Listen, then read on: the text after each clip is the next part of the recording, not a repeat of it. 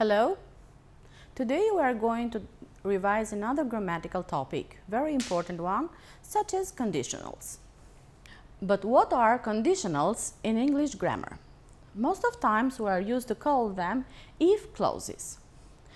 They describe the result of something that might happen in present or in future, or might have happened but it didn't in the past. They are made using different verb forms. Let's see them one by one. Conditional type 0 is used to make statements about scientific facts or general truths. In these sentences, the real time is always or now, and the situation is always real and possible. How to form them? In the if clause is followed by the simple present, and the main clause or the result, the verb is in simple present again. Let's see the examples. If it rains, that is the condition clause, the grass gets wet, the main or the result clause. The grass gets wet if it rains. What can you notice here? So, if we change the place of the if clause and the main clause, the sentence meaning does not change. It is very important, though, to maintain the structure that we said above. Type 1 conditional. It refers to a possible condition and its probable result. Based on facts, they are used to make statements about a real world and about particular situations. Its structure is the if is followed by the simple present, and the main clause or the result clause, the verb is in simple future. The examples: nobody will notice if you make a mistake. Here we have the result clause, and here it is the if or condition clause. The second example: if I have time, I'll finish that letter. Here we see that the condition clause is at the beginning of the sentence and then comes the result. Type 2 conditional.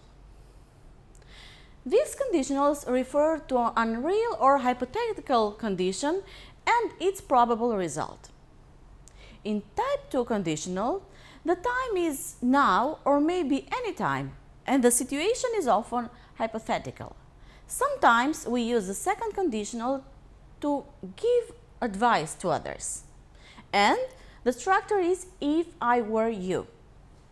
Let's see how to form the second conditional. If plus simple past for the if clause, and present conditional or present continuous conditional for the main clause or the result. For example, if it rained, you would get wet. And the second case, you would get wet if it rained. Here again, we see that if we change the place of the conditional and the result clause, the sentence meaning does not change. And the third type of conditional.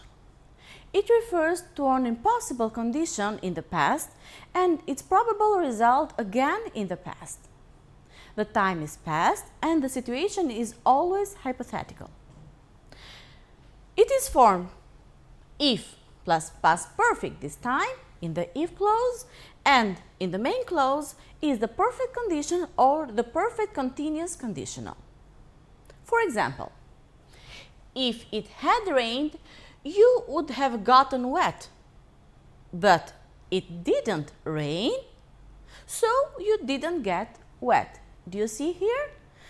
The condition and the result are both in the past, and all the situation is hypothetical. Let's make an overview of the concept. For zero conditional, time is general.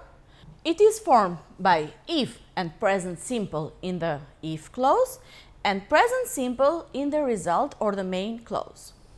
First conditional, the time is future, The function is about probable future predictions, threats, promises, etc.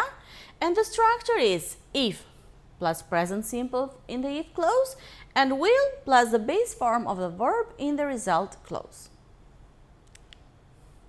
Second condition. The time is abstract, or as we say in other words, hypothetical future. It refers to improbable future, fantasy and negotiations at some times. It is formed.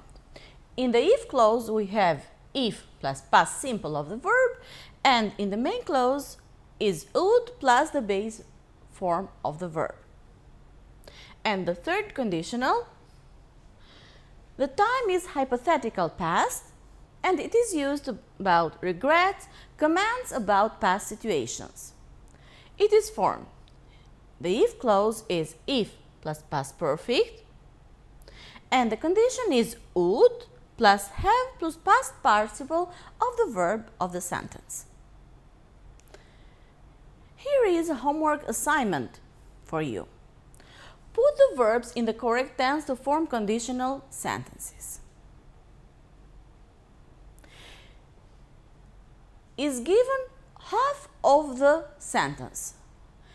Here is given the result and you have to put the verb in the correct tense for the main clause or for the result. In the second case is given the result and you have to put the verb in the correct form in the if clause. Thank you very much for your attention. See you next time.